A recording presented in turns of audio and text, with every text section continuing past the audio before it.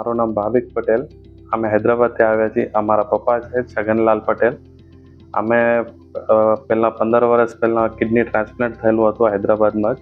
તો હમણાં પગમાં સ્ટ્રોક આવ્યો હતો, તો અમે ગણેશ સાહેબના પાસે આવ્યા હતા. તો સર્જરી સજેસ્ટ કરી હતી. તો એમની team sir doctor Ganesh sir, doctor Nishit sir ને ડૉક્ટર બલરાજ સર બહુ સારી સારવાર કરી. કે પટેલ હોસ્પિટલમાં આવ્યા. એની ટ્રીટમેન્ટ હોસ્પિટાલિટી બહુ સરસ હતી, હૈદરાબાદ જેવી જ હતી ને એમાં કાંઈ ગુંજાઈશ નહોતી ને બહુ સારવાર આપ્યું બધાથી. બહુ સરસ હતું ને બહુ સારી રીતે એક્સપ્લેન કર્યું કે આમાં સર્જરી આવી રીતે થાય, આવા ઓપ્શન હોય ને બહુ સરસ. અમને ઓમાં જેવી જ હોસ્પિટાલિટી અહીંયા પણ મળી છે ને બહુ હક્કર હોસ્પિટાલિટી આપી છે. નમસ્તે, મારું નામ ડૉક્ટર નિશિત રાજ્યગુરુ છે. હું કે પટેલ હોસ્પિટલમાં as a consultant cardiac anaesthetist અને ક્રિટિકલ કેર ફિઝિશિયન તરીકે મારી ફરજ બજાવું છું. આજે આપણે એક ઇન્ટરેસ્ટિંગ કેસ વિશે વાત કરવાના છીએ. અમારી પાસે before 2 months Chhaganbhai Patel, basically Kutch માંડવીના નિવાસી, અત્યારે હાલ હૈદરાબાદ સેટલ થયેલા છે.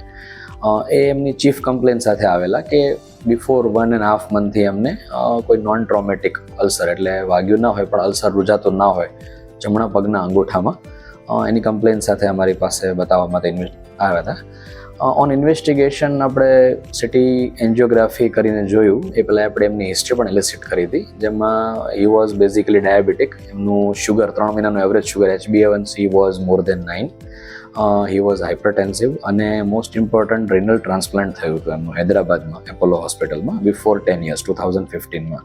સો he was on multiple anti hypertensive અને રિનલ ફેલિયરનું કારણ એમનું અનકન્ટ્રોલ્ડ હાઇપરટેન્શન હતું, જેના કારણે રિનલ ટ્રાન્સપ્લાન્ટ કરવું પડ્યું હતું. રિનલ ફેલિયરમાં જતા રહેતા એટલા માટે.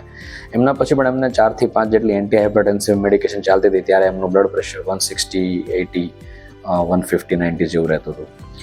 અને સિટી એન્જિયોગ્રાફી કરાવી ત્યારે અમને ખબર પડી કે જે અલ્સર રાઇટ લેગમાં છે, ફૂટમાં છે, that is known healing diabetes અને પ્લસ કોમ્પ્રોમાઇઝ સર્ક્યુલેશનના કારણે જે જમણી બાજુની મુખ્ય નળી આવે, જેને રાઇટ સુપરફિશિયલ ફિમોરલ આર્ટરી કહેવાય, એમાં there is a constant blockade in a long segment. એટલે અમે પ્લાન કર્યું કે આ પેશન્ટનું પેરિફરલ આર્ટરિયલ બાયપાસ ગ્રાફ્ટ એટલે કે PABG આપણે કરવું પડશે, જેને અમારી ભાષામાં ફિમોરોપોપ્લિટિયલ બાયપાસ કહેવાય. જ્યારે ઉપરથી એક નળી બંધ હોય ત્યારે એ નળીને નીચેની એક પોપ્લિટિયલ એટલે કે જે ની પાસે આ વેસલ્સ ખુલે ત્યાં જોડવું પડે, તો જેથી કરીને સર્ક્યુલેશન જે છે એ એમનું વ્યવસ્થિત રીતે મેન્ટેન થઈ શકે અને જે ફૂડ જે છે એને હિલિંગ પોષણ પૂરેપૂરું મળે.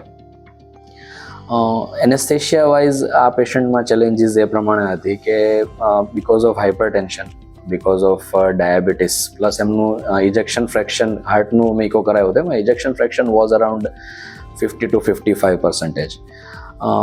અને બેઝિકલી રિનલ ટ્રાન્સપ્લાન્ટ હોવાના કારણે અમારી પાસે લિમિટેડ રિસોર્સિસ હતા કે અમે વધારે આઈવી ફ્લુઇડ્સ ના આપી શકીએ, વધારે બ્લડ પ્રેશરના ફ્લક્ચ્યુએશન ના થવા દઈએ, શુગરનું વધારે ફ્લક્ચ્યુએશન ના થવા દઈએ. અને he had some lumbar injury basically before few years, એટલે પાછળના મણકાની થોડી કોઈ ઇન્જરી હતી. એટલે અમે પહેલાં લંબોસેક્રલ પ્લેક્સસ બ્લોકમાં એમને કરવાના હતા. But because of that past injury we have chosen the way of unilateral spinal anaesthesia. અને યુનિલેટરલ સ્પાઇનલ એનેસ્થેસિયામાં પેશન્ટને આપણે લેટરલ પોઝિશન આપી અને એકદમ લોઅર મિનિમલ ડોઝ, જેમાં પેશન્ટને જો ઓનલી 1 limb ઇઝ એનેસ્થેટાઇઝડ, એ રીતે કરી અને આપણે એમનું ઓપરેશન જે છે એ સક્સેસફુલી કન્ડક્ટ કર્યું. અને એમનું રાઇટ સાઇડ ફિમોરોપોપ્લિટિયલ બાયપાસ થયું. અને આજે એ વાતને ઓલમોસ્ટ 2 months થયા છે. Patient is coming regularly in the follow up. જે નોન હિલિંગ અલ્સર હતું that has been started healing, diabetes is coming in control, blood પ્રેશરની એમની જે મેડિસિન હતી એ પણ રિડ્યુસ થઈ ગઈ છે. And finally he went back to Hyderabad and he choose us.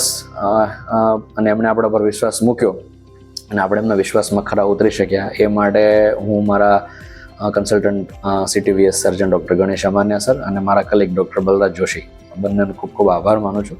અને પ્લસ અમારી entire surgical nursing team, medical wards, તમામ હોસ્પિટલ સ્ટાફ અને એ સાથે અમારા રિસ્પેક્ટેડ મેનેજમેન્ટ ટીમ અને ઓલ ટ્રસ્ટીઝ કે જે લોકો અમને આવા કોઈ પણ ચેલેન્જિંગ પેશન્ટ કરવા માટેની હિંમત આપે છે, એ માટે હું તમને ખૂબ ખૂબ આભાર માનું છું. Thank you.